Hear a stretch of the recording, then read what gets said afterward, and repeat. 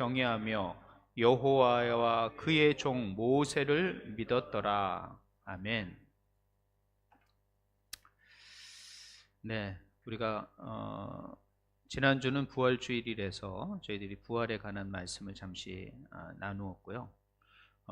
다시 저희들이 구약 강해를 하는 강해 시간을 다시 시작하도록 하겠습니다. 오늘의 키워드는 세 개를 말씀드리면 구원입니다. 오늘 성경 본문에 구원의 얘기가 많이 나오죠. 그리고 두 번째는 믿음이라는 것입니다. 사실 이 구원의 문제는 믿음의 문제가 가장 중요합니다. 믿음입니다. 그리고 또 하나의 큰 홍해에 관한 얘기는 길이라는 주제를 우리가 생각할 수 있을 것 같습니다. 그래서 오늘 이 세 개의 키워드를 가지고 우리 한번 좀 말씀을 나누고자 합니다. 먼저 제가 지금 출애굽기를 강의해 가는데 출애굽기의 가장 중요한 사건 네 가지는 지지난주에 우리가 나눴던 바로 유월절에 관한 이야기입니다. 즉 이스라엘이 애굽에 400년 동안 노예 생활을 하면서 그들이 그곳에서 탈출하지 못했어요. 그러나 하나님께서는 400년 만에 하나님이 아브라함에게 약속하신 그 약속대로 그들을 가나안 땅으로 인도하기 위하여 그들을 탈출시킵니다. 탈출시키는 때 10가지 재앙을 통하여 그들을 탈출시키게 되는 것이죠. 자, 그러면서 또 그들이 이제 오늘 본문인 홍해 앞에 딱 도착하게 되어 있는 겁니다. 그러면 이 홍해의 사건을 통하여 하나님께서는 또 어디로 인도하냐면은 시내산을 해요. 그리고 그 시내산을 통과해서 광야를 통과하고 가나안 땅, 지금 팔레스타인 지역으로 인도하는 여정이 출애굽기와 레위기와 민수기, 신명기의 내용이에요. 자, 이렇게 하나님께서는 이스라엘 백성을 이렇게 인도해 가십니다. 인도하는 것을 구속의 역사다 이렇게 돼요. 그들을 구원하기 위한 하나님의 역사다. 근데 하나님은요, 이렇게 구원의 역사를 인도하실 때 하나의 길로 인도를 하신다라는 거죠.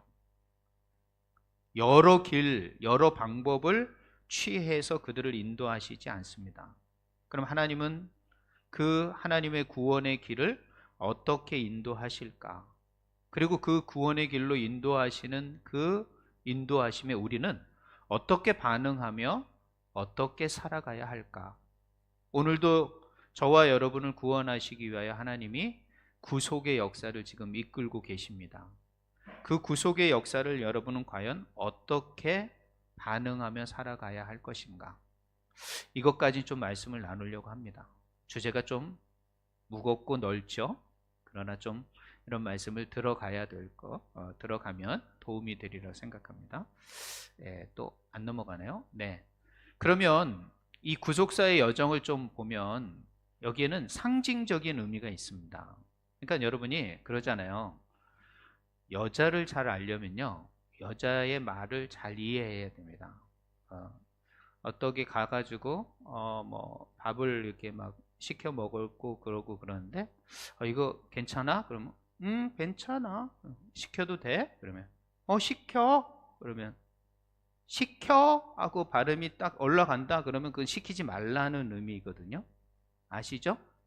김규범 집사님?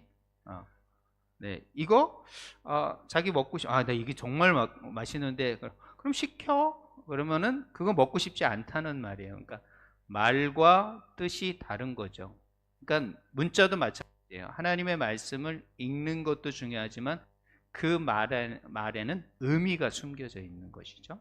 그렇기 때문에 하나님의 사건, 하나님의 구원의 역사가 나타나는 성경에도 그 사건 이면에 상징하는 아주 중요한 의미가 숨겨져 있습니다. 사실 저는 이제 성경을 가르치는 사람으로서, 목사로서 그런 상징적인 의미를 풀어드리고 그 의미가 무엇인가를 설명하는 그런 역할을 좀 해드리는 것이거든요. 그렇기 때문에 여러분이 성경을 읽을 때든 말씀을 들을 때든 저것이 무엇을 의미하는가를 먼저 깊이 생각하는, 그거를 그냥 문자 그대로만 생각할 것이 아니라 거기에 미닝이 무엇인지, 의미가 무엇인지를 좀 생각해 보셔야 돼요. 자, 그러면 우리가 지지난주에 생각했던 이 애굽에 있었다라는 말은, 애굽은 우상의 도시였고 이방의 땅이었어요. 그것은 곧 내가 예수를 믿기 전에, 구원받기 전에 죄와 세상 가운데 살아가는 우리의 모습을 말하는 거예요. 성경은 말합니다. 죄의 싹은 사망이다. 왜 인간이 죽느냐? 이런 철학적인 질문 앞에 성경은 분명하게 말합니다. 죄 때문에 죽는 것이다. 그렇기 때문에 인간이 그 죄와 허물 가운데 있으면 그 사람은 늘 영원한 죽음을 향해 갈 수밖에 없는 거예요. 그러나 하나님은 그 애굽에 하나님의 사람 모세와 10가지 재앙을 통하여 그들을 탈출시킵니다. 그들을 불러내는 거죠. 그것이 바로 그들을 그 속에서 불러내셨다라고 설명할 수 있는 거예요. 불러내서 지금 어디로 가고 있습니까? 홍해 앞에 지금 다다른 거예요. 오늘 지금 이야기가 홍해 앞에 딱 다다른 거예요. 그럼 이 홍해는 무엇을 의미하느냐? 우리 앞에 홍해가 있는 것도 아니잖아요, 지금은. 그럼 이 홍해가 의미하는 게 뭐냐? 그게 바로 세례라는 거예요. 자, 이 세례라는 것은 내가 예수를 믿기로 했다, 내가 하나님의 백성으로 되겠다라는 결단이며 하나님 앞에 선언과 같고 모든 세상에 선포하는 거예요. 우리가 지난주에 성례식을 가졌잖아요. 이제 민규는 세례 교인이 된 겁니다. 모든 사람 앞에서 나는 예수를 믿고 예수를 나의 구주로 고백하고 이 예수로 인하여 내 일생을 살아가겠노라고 많은 사람들 앞에 제가 묻고 대답을 했지 않습니까?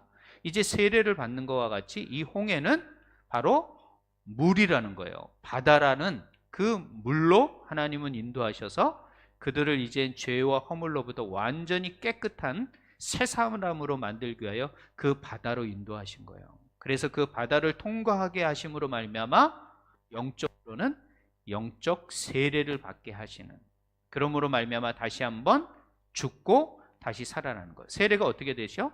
물속으로 쏙 들어갔다가 다시 죽은 겁니다. 물속에 들어가면 죽잖아요. 그리고 다시 물 밖으로 나옴으로 살아나는 것, 새로운 생명과 호흡을 받게 된다는 그런 영적인 의미가 있어요. 그래서 이 홍해는 바로 세례와 같은 것이에요. 그래서 그 바닷속을 통과함으로 말미암아 이제 애굽의 모든 죄와 권세로부터, 그 영향력으로부터 완전히 끊어지는 그런 세계로 가게 하는 그런 통과가 바로 홍해의 통과인 거예요.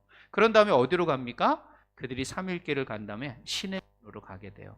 시내산에서 무엇을 줍니까? 우리가 앞으로 이제 말씀을 나눌 건데요. 거기에서 율법을 주는 거예요. 여러분이 잘 아는 그 율법의 대표 10계명을 주는 거죠. 10계명의 두 돌판을 줘서 이제 죄와 사망으로부터 부름받고 하나님의 거룩한 백성이 된 사람들에게 무엇을 주시는 거예요? 말씀을 주시는 거예요. 그리고 너희들은 이 거룩한 백성답게 거룩한 말씀대로 살아가라. 그리고 시내산을 통과하여 광야로 들어섭니다. 그러면서 그 광야에서 어떻게 돼요? 수많은 하나님의 말씀에 대한 순종과 불순종의 역사가 진행되어서 결국에는 순종한 사람들, 100% 믿음과 순종을 가진 사람들이 어디로 들어가게 됩니까? 결국에는 가나안에 들어가게 되는 그런 역사가 바로 지금 구약의 역사로 지금 진행되고 있는 거예요. 이것이 영적으로 보면은요, 우리를 죄 가운데 두지 아니하시고 하나님이 불러주셔서 예수 그리스도의 어린 양의 피로 말미암아 죄 용서를 받게 하시고 홍해를 건너며 하나님의 세례를 받고 성령 충만하여 이제 하나님의 말씀대로 살아가는 광야를 통과하여 이제 영원한 천국 하나님의 나라로 가는 그런 여정을 지금 우리는 이야기하고 있는 것이라는 거예요. 그렇기 때문에 오늘은 지금 홍해라는 이 바다 앞에 서서 이스라엘 백성에게 향하신 하나님의 구속의 의미가 무엇인지를 우리가 좀 생각하는 시간이라는 거죠. 제가 어떤 사건을 얘기하다 보면 이게 시간이 많이 가기 때문에 아주 큰 의미들을 얘기합니다. 그러면 첫 번째, 이 홍해는 세 가지의 의미가 있습니다. 첫 번째는 아까 말한 것처럼 세례를 상징합니다. 사실 이 바다를 통과한다라는 것은 사실은 죽음이죠. 물속에 들어간다라는 것은 사람이 물속에 들어가면 다 죽습니다. 죽을 수밖에 없는 그 상황 속에서 거기서 다시 살아나게 한다는 것은 곧 부활을 의미하는 거예요. 그렇기 때문에 이 홍해 바다를 통과한다라는 것은 곧 영적 세례의 사건을 의미하고, 애굽 사람들에게는 심판이었지만 이스라엘 백성에게는 구원의 길을 여신 거죠.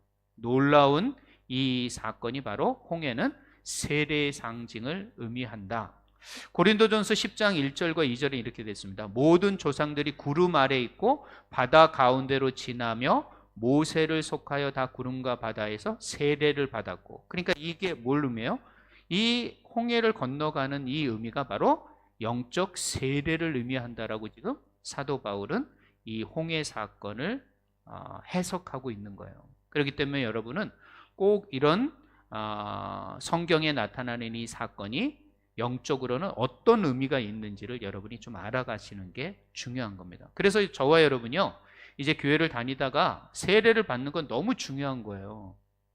좀 세례 받을 아직 시간이 안 됐는데 이렇게 생각을 해요. 아니에요. 자기가 예수 그리스도를 구주로 인격적으로 고백하고 믿는 분이라면 반드시 세례의 과정을 통과하셔야 됩니다. 그래야만이 하나님의 말씀대로 사실은 순종하며 살 수 있어요. 아주 중요한 게 이 세례의 과정이라는 것을 여러분이 꼭 기억하시고, 혹시 여기서 세례 안 받으신 분이 있다면 꼭 세례를 받으시고 하나님의 거룩한 백성으로 살아가는 시간들이 되시기를 주님의 이름으로 부탁드립니다. 그러므로 이제는 세례의 이 의미는 뭐냐? 더 이상 옛사람이 아닌 이제 주님 안에서 죽어 새 사람이 되었다라는 의미를 말하는 거예요. 두 번째는요, 이 홍해 사건은 사람이 한 사건이 아니에요.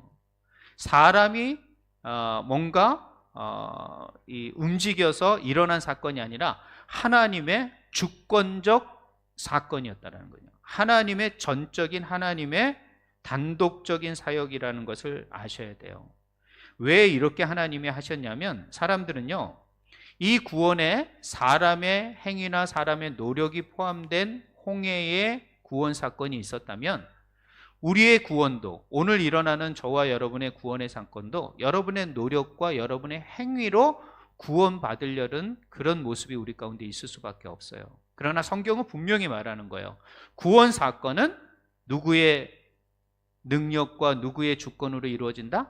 하나님의 주권과 하나님의 능력으로만 일어나는 사건이라는 것을 말하고 있는 거예요. 그렇기 때문에 우리는 구원을 위하여 우리가 어떤 노력을 한다든가 어떻게 열심을 갖는다든가 그럴 수 없는 거예요. 오직 하나님의 은혜, 하나님의 능력으로만이 구원받을 수 있다라는 거예요. 하나님의 뜻과 하나님의 계획으로만 하나님이 구원시킬 수 있다라는 사건을, 이 홍해 사건을 통하여 여러분이 깨달으셔야 돼요. 그래서 오늘 본문에도 뭐라 그럽니까? 가만히 서서 봐라.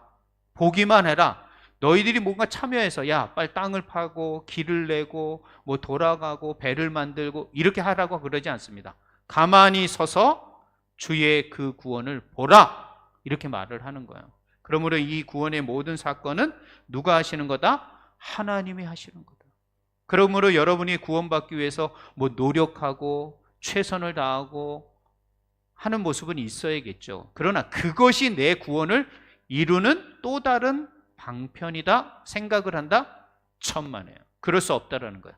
구원은 오직 하나님의 주권적 역사라는 것을 꼭 기억을 하셔야 돼요.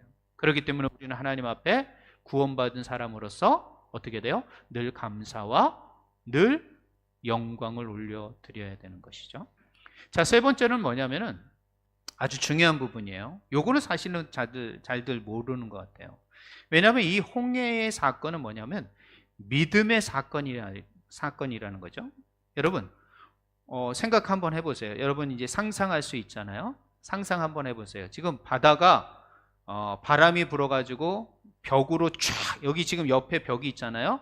이 벽에 물이 쫙 올라가는 거예요. 막 바람이 밑에서 불어서 위로 물이 쏟아져서 우리 쪽으로 오지 않도록, 이 가운데 길이 있는 쪽으로 오지 않도록 벽이 이루어졌다고 한번 생각해 보세요. 벽이 이루어지는데 바람은 불고 그 길로 통과해야 돼요. 여러분 어떤 생각이 드세요? 무섭겠어요? 안 무섭겠어요? 무섭죠. 갑자기 그 물이 나에게 쏟아질 수 있잖아요. 근데 모세와 하나님은 뭐예요? 그 길을 걸어가라. 그 길을 통과해라. 지금 이렇게 말하고 있는 거예요. 아무리 길이 낮다 그래도 옆에서 지금 바다가 그냥 쏟아지려고 하는데 바람이 그걸 막고 있는 상황의 그 광경이라고 보세요. 그 사이로 또 뭐 몇백 미터도 아니겠죠. 긴 그 바닷길을 질퍽이면서 걸어가야 된다고 생각해요. 여러분 그거 두렵습니다. 아무리 그런 일이 생긴다 그래도 내 눈으로 그거를 지금 봤더라도 순간적으로 어떻게 될지 모르는 거예요. 그 바닷길을 간다는 것은, 바닷속으로 간다는 건. 그런데요, 히브리서 11장 29절 이 사건을 어떻게 말하느냐면요, 히브리 기자는 이렇게 말합니다. 믿음으로 그들은 홍해를 육지같이 건넜으나. 뭐로 건넜다 그래요?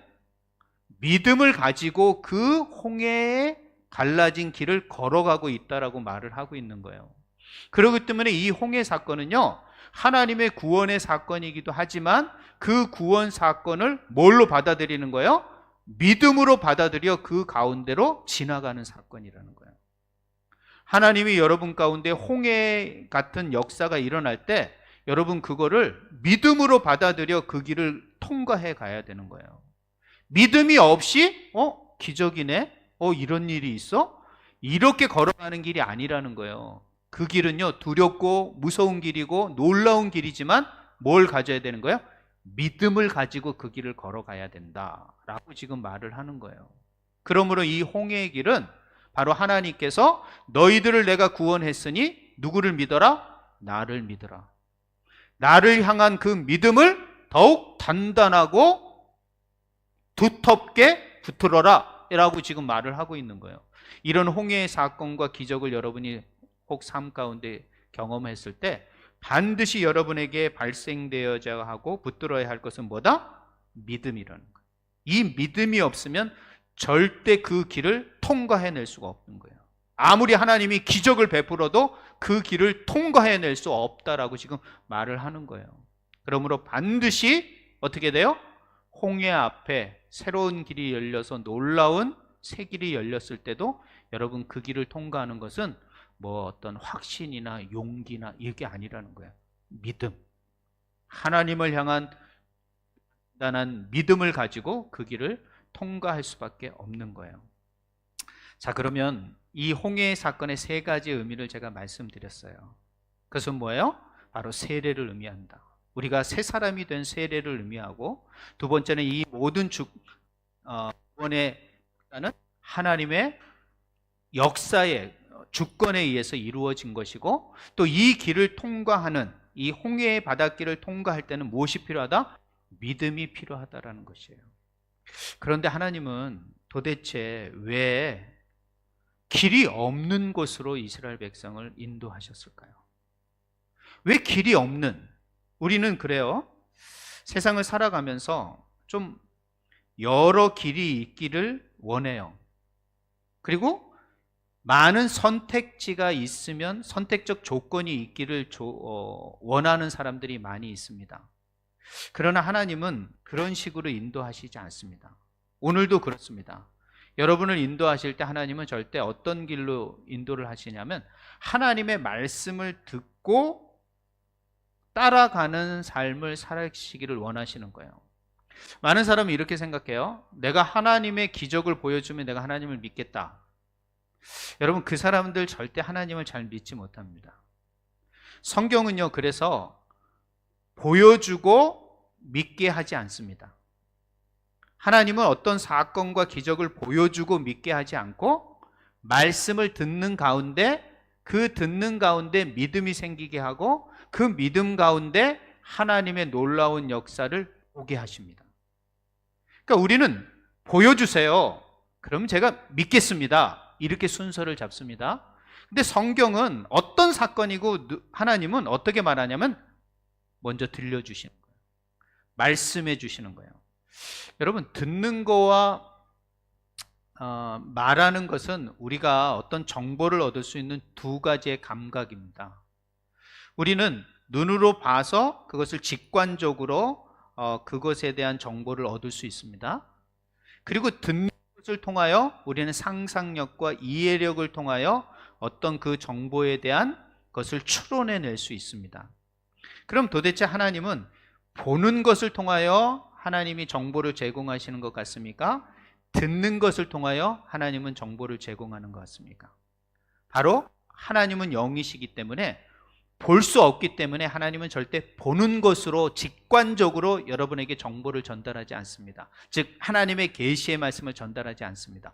반드시 듣는 것으로. 그러므로 들음이 어떻게 돼요? 믿음은 들음에서 나며 그 믿음은 하나님의 말씀으로부터 비롯된다라고 말한 것처럼 하나님은 말씀을 먼저 듣게 하는 것입니다. 오늘 이 홍해 앞에서도요, 모세에게 하나님은 말씀하셨고 모세가 그 말씀을 듣고 그 말씀대로 행했던 것입니다. 그러니까 우리가 하나님의 말씀과 하나님의 기적을 행하고 그것에 반응하기 위해서는 먼저 하나님의 말씀을 들으셔야 합니다.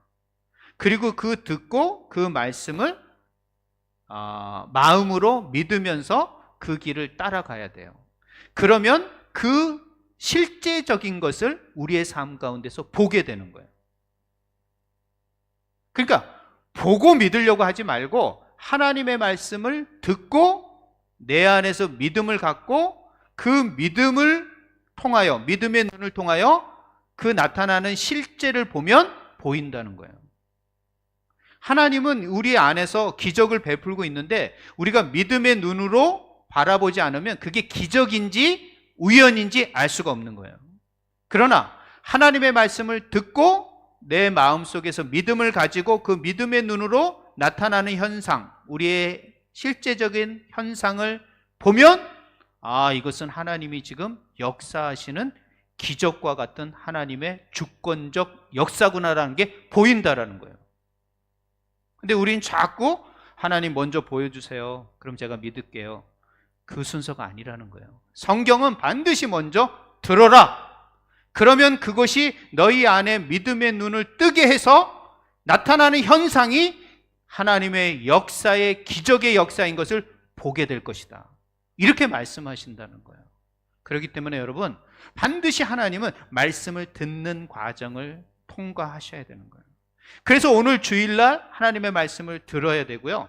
또 여러분이 각자의 삶의 현장 속에서 하나님의 말씀을 매일 읽고 그 말씀을 그 소리내요. 이게 말이라는 게요, 인간에게만 준 거잖아요. 근데 이 말을 너무 이렇게 사용 안 하면 안 됩니다. 말은요, 어떤 힘이 있습니다. 이 말 안에는 힘이 있어요.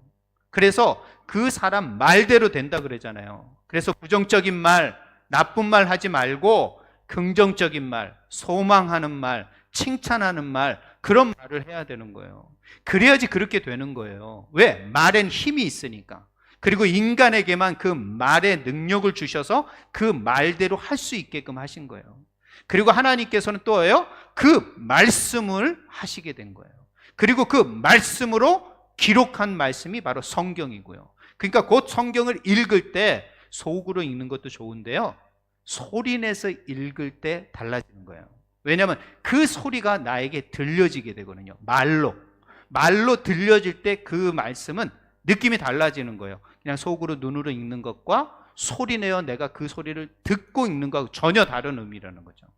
그렇기 때문에 제가 부탁한 건 방해가 되지 않는다면 하나님의 말씀을 소리내서 읽으셔야 합니다. 그래야지 그 말씀이 여러분에게 들려지고 그 들은 말씀을 마음으로 믿어 믿음의 눈을 떠 일어나는 현상과 나의 삶을 바라보면 하나님이 지금 역사하시는 것을 보게 된다는 거예요. 이런 과정이 되는 거죠. 제가 가끔은 지방을 갈 때 내비게이션을 켜고 갑니다. 내비게이션을 켜고 가는 이유는 목적지를 분명하게 가고 싶어서 그래요. 그리고 지금 길을 가는 게 알 수가 없는 거죠. 길을 잃어버리지 않기 위해서 하는 것이죠. 어딜 가도 요즘 내비게이션 안 켜고 가는 사람 없을 겁니다. 그런 것처럼 하나님의 말씀을 매일매일 들으셔야 되는 거예요. 매일매일 읽으셔야 되는 거예요.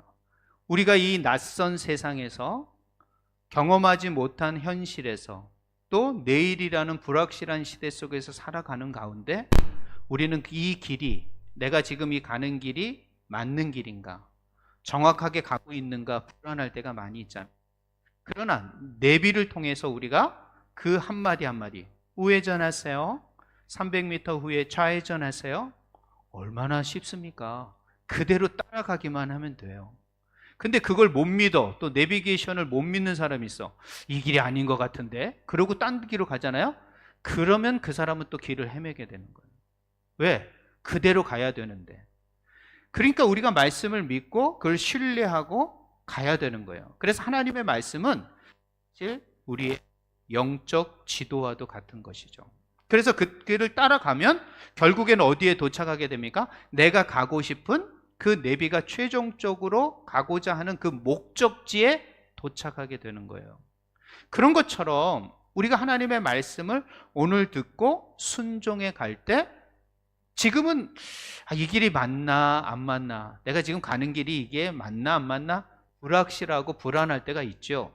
그러나 그 길을 순종하며 걸어가면 갈수록 목적지로 더 정확하게 갈 수 있는 길이 안내받게 되는 것이죠. 이게 바로 하나님의 말씀과도 같은 것입니다. 그렇기 때문에 여러분의 인생길에서 어떻게 승리할 수 있겠는가? 저는 이 세 가지라 그래요. 먼저 듣기를 하셔야 되는 거예요. 하나님의 말씀을 귀 기울여 들으셔야 되는 거예요. 그리고 그 말씀의 의미가 무엇인지, 뜻이 무엇인지를 여러분이 좀 듣기를 잘 하셔야 되는 거예요. 우리가 뭐 말하기도요, 잘 어려운 게 뭐냐면 듣기가 안 돼서 그러는 거예요. 그래서 잘 들을 줄 알아야 돼요. 왜 자녀들이 그 순종 안 하고 모릅니까? 듣지를 못해서 그래요. 이게 말 뜻을 못 알아들으니까 그래요. 사실 아무튼 그렇습니다. 자, 들은 다음에 뭐예요? 그 말을 믿어야 되는 거예요. 이 믿기가 안 되면 안 되는 거예요. 이 말을 신뢰하고 그것을 뭐예요? 의지하고 확신할 수 있는 마음이 돼야 되는데, 듣기만 하면 뭐합니까? 그걸 믿어야지요. 그것을 자기가 확신하는 게 필요한 거예요. 세 번째로는요, 확신하면 뭐예요? 그대로 걸어가야죠. 그대로 순종해 가야 되는 거예요. 한 걸음씩 그 믿음을 바탕으로 해서 한 걸음씩 걸어가야 돼요. 그러다 보면 어떻게 돼요? 그 믿음의 끝자락은 뭐다? 반드시 승리하게 될 것이다.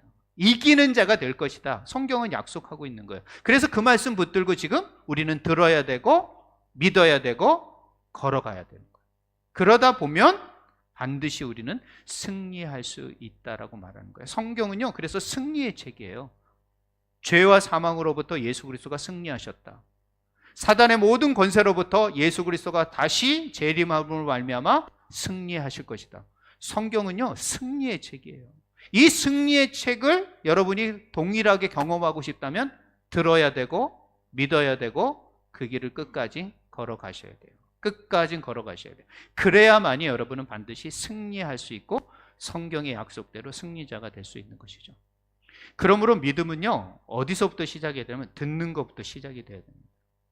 듣지 않고 내가 뭔가 믿어보겠다, 아니에요. 그건 자기 믿음이죠. 정말 내가 하나님의 말씀을 듣기를 잘 하셔야 돼요. 그러다 보면 믿게 돼 있는 거예요. 근데 듣는다고 다 믿어지는 게 아니에요. 방법을 하나 가르쳐 드릴게요. 말씀을 듣잖아요. 듣기 시작합니다. 그러면 내 안에 그 믿음이 생길 수 있도록 나를 돕는 분이 계시는 거예요. 그 말씀이 깨달아지고 그 말씀이 믿어지고 그 말씀을 확신하게 되고 그 말씀을 따라 내가 살아가겠다라고 나를 위로하고 확신 주고 힘을 주는 누구? 성령님을 의지하셔야 돼요. 내 안에 있는 성령님을 의지하지 않고 그것을 도움을 구하지 않으면 절대 여러분 안에서 믿음이 생길 수가 없는 거예요. 나는 왜 교회를 다녀도 이런 말씀을 들어도 왜 믿음이 안 생기지? 뭐의 역사가 지금 나에게 제가 의지하지 않는 거야? 성령의 역사를 여러분이 의지하지 않는 거예요. 여러분, 교회는요, 영적인 종교예요. 그냥 어떤 어떤 형식적이고 어떤 그냥 조직적인 게 아니라 기독교야말로 가장 영적인 종교라는 것을 아셔야 돼요. 그렇기 때문에 여기에는 성령의 역사를 경험하지 않으시면 안 돼요. 그래서 저희 교회의 표어가 뭡니까? 지금 몇 년째 지나도 저희들이 표어가 바꾸지 않는 게 오직 성령의 충만함. 왜? 이 성령의 작동이 안 되면요, 우리가 아무리 믿음 생활해도 기쁨이나 승리나 성장이나 감사가 나타날 수가 없는 거예요. 이 성령의 역사를 여러분이 잘 붙들어 가셔야 되는 거예요. 그래야지 여러분 안에 그 믿음으로 어떻게 돼요? 하나님이 행하시는 놀라운 구원의 역사를 바라보게 되는 것이에요. 그래서 믿음은 바라는 것들의 실상이요, 보지 못하는 것들의 증거다. 저렇게 내 눈을 열어주고 내 모든 것들을 하나님의 사건이고 기적이라는 것을 깨닫게 해주는 게 내 안에 뭐라고요? 성령님이 그 일을 하는 거예요. 아까도 말씀드렸지만 세상은 보아야 믿는다고 하지만 성경은 반드시 뭐라고 말해요? 믿으면 보게 될 것이다. 믿으면 보게 될 것이다. 믿음이 없어서 안 보이는 거지, 하나님이 살아서 지금 기적을 베푸시고 역사를 베푸시는데 우리는 자꾸 그 역사를 보지도 못하면서 보여줘야지 믿는다고 합니다. 믿음의 눈으로만이 봐야 되는 거예요. 그러면 보게 될 것입니다. 오늘 이 홍해 사건도 마찬가지예요. 이들이 하나님의 놀라운 믿음을 가지고, 그 말씀을 의지하는 믿음을 가지고 그 홍해의 바닷길을 건너는 순간 그들은 놀라운 하나님의 구원을 보게 된 것입니다. 그리고 놀라운 찬양을 하고 하나님 앞에 영광을 돌려드릴 수 있게 된 것이죠. 보고 믿은 게 아니에요. 이 사람들은 듣고 그 믿음으로 바라보니까 하나님의 놀라운 기적을 보게 된 것이라는 것이죠. 그러므로 여러분, 우리에게 많은 길이 있다라는 것을 좋아하는 현대인들이 많습니다. 그러나 제가 얼마 전에 우리 카톡 단톡에도 올려드렸는데, 여러 길이 있으면요, 여러분은 힘듭니다. 왜? 무엇을 선택해야 될지 모르기 때문이라는 거예요. 그런데 하나님은요, 너무도 감사하세요. 오직 구원의 길은 하나다. 그리고 이 홍해 길도요, 생각해 보세요. 아니, 그 200만이나 되는 이스라엘 사람들을 빨리 이동시키고 도망시키려면 길을 여러 개 만들어 놔서, 야, 너는 요 길로 가고 너는 요 길로 가고 너는 요 길로 가서 막 가라, 이렇게 역사하지 않습니다. 하나님은 오직 한 길을 만들어 놓은 거예요. 그 길로만 가야 되는 거예요. 근데 그 길로만 한 길이니까 또요, 애국 군대가 쫓아와요. 그 길로 또 얼마나 빠르게 쫓아오겠습니까? 그렇기 때문에 여러분, 우리 현대인들은 많은 길이 있었으면 좋겠다, 그래서 선택지가 많았으면 좋겠다라지만 오히려 선택지가 많을수록 우리는 복잡해지는 거예요. 그리고 고민하게 되고 걱정하게 되고 그렇다라는 거예요. 그래서 반드시 하나님은요, 한 길을 두는 거예요. 한 길. 우리를 인도할 때 하나의 길을 하는 거예요. 많은 사람들이 그래요. 왜 꼭 오직 예수 그리스도만을 통해서 구원받습니까? 구원받는 길이 많을수록 좋은 거 아닙니까? 이렇게 얘기하는 현대인들이 많습니다. 이게 다원주의자들이죠. 교회 안에서도 이렇게 생각하는 사람들이 있어요. 꼭 예수 그리스도를 믿어야만이 구원받느냐, 뭐 다른 것으로도 구원받을 수 있지 않겠느냐, 이렇게 얘기하는 거예요. 그렇지 않아요. 왜 하나님께서 오직 예수 그리스도의 유일한 길과 구원이 있다라는 것은 세 가지를 말씀하시는 거예요. 우리에게 명확성을 주시기 위해서라는 거예요. 하나님은요, 구원에 확실성이 있습니다. 그렇기 때문에 우리가 연약한 걸 알아요. 이거 고민하고, 여러 길이 있으면 이것도 고민하고 저것도 고민하고, 이 길이 맞을까 아니면 이 길이 맞을까, 이렇게 생각할 때가 너무 많은 거예요, 우리가. 그렇기 때문에 하나님께서는 우리를 너무 잘 아셔서 하나, 고민하지 말아라, 이 길밖에 없다 하고 명확하고 정확하고 선명하게 주신 거란 말이에요. 근데 우리는 그것을 또 오히려 의심해. 이 길이 아닌 것 같은데, 이런 생각을 하게. 이런 생각은 누가 주는 거예요? 사탄이 주는 거예요. 다른 악한 생각이 우리를 갖게 되면 이렇게 되는 거예요. 그렇기 때문에 여러분, 하나님은요, 우리에게 구원의 확실성을 주기 위해서 하나를 주는 거예요. 그리고 여러분, 진리라면, 진짜 기독교가 진리라면 여러분, 여러 개가 진리일 수 있습니까? 아니에요. 하나예요. 하나가 진리일 수밖에 없는 겁니다. 그리고요, 왜 우리에게 또 하나밖에 없는 유일한 예수 그리스도의 구원의 길을 하냐면, 우리의 삶의 방향을 명확하고 분명하고 선명하게 정하라고 우리에게 한 길을 만들어 주신 거란 말이에요. 근데 우리는 그 한 길에 대한 감사보다는 왜 여러 길을 안 주셔가지고 이렇게 힘들게 합니까? 라고 말을 하는 거예요. 그렇지 않아요. 하나님은 구원의 확실성이 있기 때문에 오직 이 길뿐이다.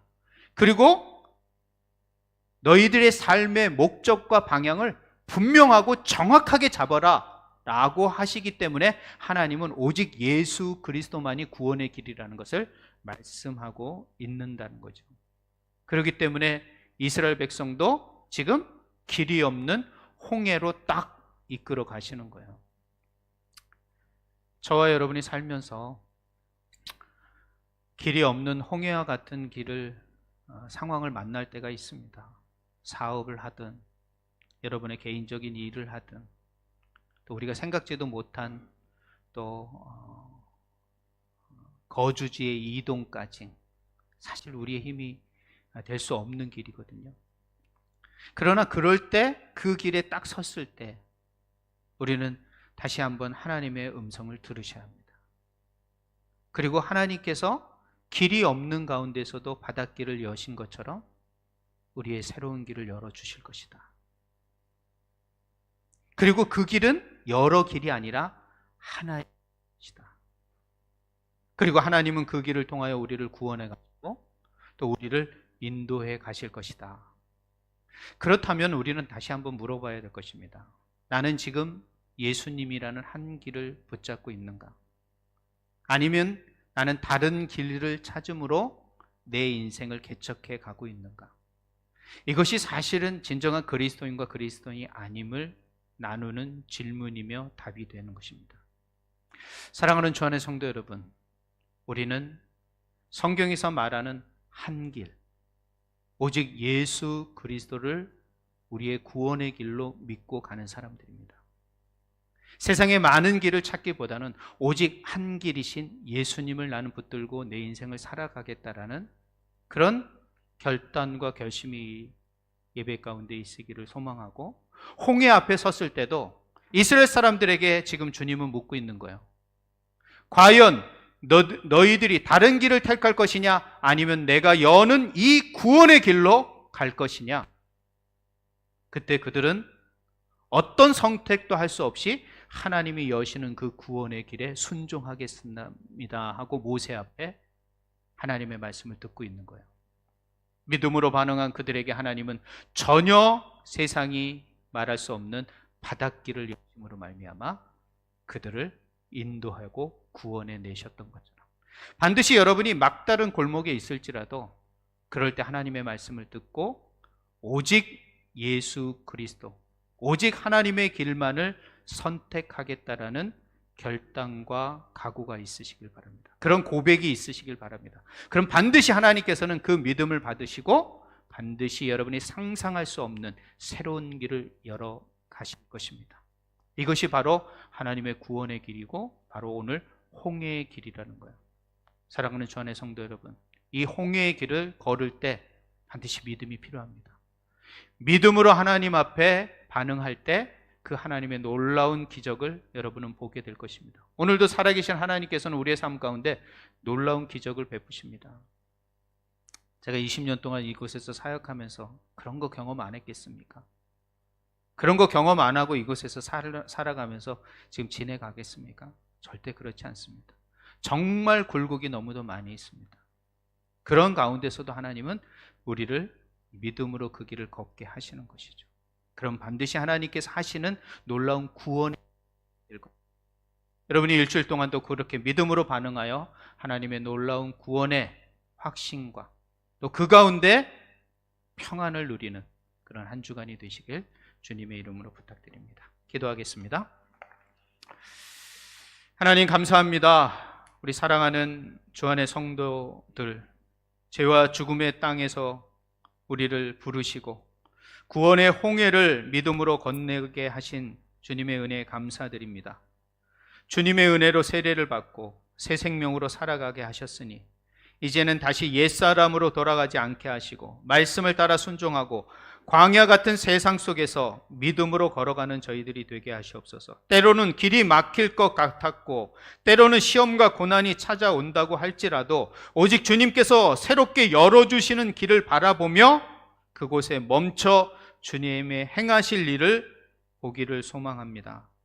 그리고 결국에는 그 구원의 길을 열으셔서 약속의 땅으로 우리를 인도하실 줄 믿습니다. 영원한 가나안 땅, 영원한 천국에 이르는 그날까지 이 광야 같은 세상 속에서 하나님의 말씀 붙들고 하나님의 말씀을 들음으로 믿음으로 순종해가는 우리 모든 주의 성도들이 되게 하셔서 이 땅을 살아갈 때 불안으로 사는 것이 아니라 진정 하늘이 주시는, 하나님이 주시는 참된 평안으로 살아가는 저희들이 되게 하시옵소서. 한 주간도 우리 주 안의 모든 성도들과 동행하여 주시고 정말 동행하는 기쁨과 평안을 누리며 승리하는 모습으로 다음 주에도 다 함께 모여 하나님을 찬양하고 하나님을 높이는 우리 모든 주의 성도들이 되시기를 소망하고 축원드리오며 우리 주 예수 그리스도의 이름 받들어 간절히 기도드렸사옵나이다. 아멘.